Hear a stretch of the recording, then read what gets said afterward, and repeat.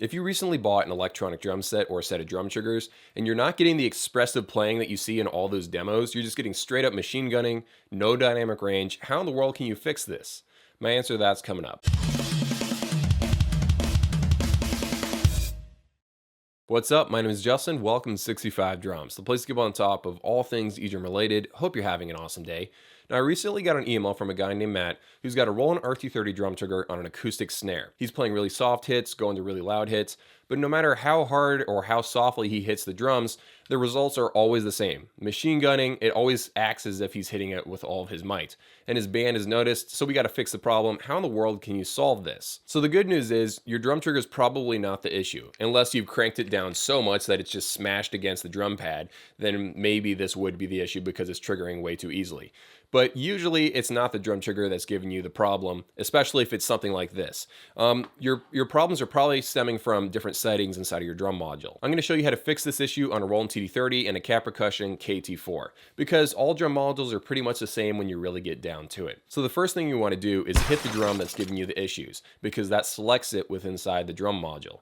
The next thing on the Cat Percussion KT4 is to press Utility, press Enter, and then you want to go page over to trigger curve. Now there are a bunch of different trigger curves out there. I've got a graph I'm going to put on the screen right here to explain all the differences between them. On the KT4 you have 6 trigger curves to choose between. You have normal, EXP1, EXP2, log 1, log 2, and loud. Let me explain the differences between all of them.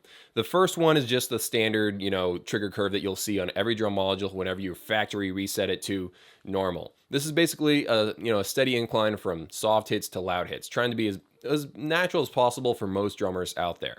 Then expressive 1 and expressive 2, that's basically for people in Matt's situation where no matter how hard they're hitting, it's just, triggering way too loud. So you would set it to expressive 1 or expressive 2 if you wanted to get, basically more headroom. So you can play harder, but it will still register as a softer hit. And then log 1 and log 2, they do the exact opposite thing, where you play really silently, really quietly, and it will register them as really hard hits. And then the same thing with loud. Basically, it just moves that normal trigger curve up a little bit. So the initial hits are always going to be registered at a certain velocity. So that's how all those different trigger curves break down. Unfortunately, in Matt's situation, his TM2 drum module, I looked it up in a manual, and it doesn't have EXP1 or EXP2. So he's got normal, log 1, log 2, and then loud, I believe. So he can't, adjust the trigger curve to make it more expressive. What he can do is go over to sensitivity. Thankfully, all drum modules sort of group all these trigger settings within the same menu. So instead of going to trigger curve, I just go back a few spaces and then I'm in the sensitive menu. So again, you got to hit whatever drum you want to select, and then you can just use the dial on your drum module to make it more or less sensitive. It does exactly what you think it would. So if your drum is just reacting way too strongly to your hits, you dial down the sensitivity. Don't dial it down like 20 points because that will be way too drastic. Just slowly dial it down just to get it where you want it to be and then keep it there. One strategy that a lot of guys do when they're dialing in their drum pads is hit the drum as hard as you can and then slowly dial down the sensitivity to the point where when you're hitting as hard as you can, it's not registering as a full force hit. And then when you get to that point, dial it back up a few notches, and then you should have a full dynamic range. Okay, but what if none of this is your issue? What if the real problem is that you're playing really softly and your drum's not even recognizing that you're hitting it? This is a separate issue from everything I've been talking about, but kind of related, so I wanted to mention it. If your threshold is set up too high, this is another trigger setting with inside that same menu you've been messing around with. If your threshold setting is way too high, basically, it's telling your drum to ignore that you're playing until you hit at a certain level of force, a certain velocity. So what you'd want to do if your drum's not recognizing your soft ghost notes is to lower the threshold until it will recognize all of your softer playing. So the question that might pop into your head is, why in the world would anyone raise the threshold at all? Why not just have it at 0 at all times so it's the most expressive when I'm playing? The reason why you'd want to raise the threshold a little bit is because crosstalk can be a thing. So if I hit a cymbal, everything's connected via a drum rack, so that will shake your snare just a little bit.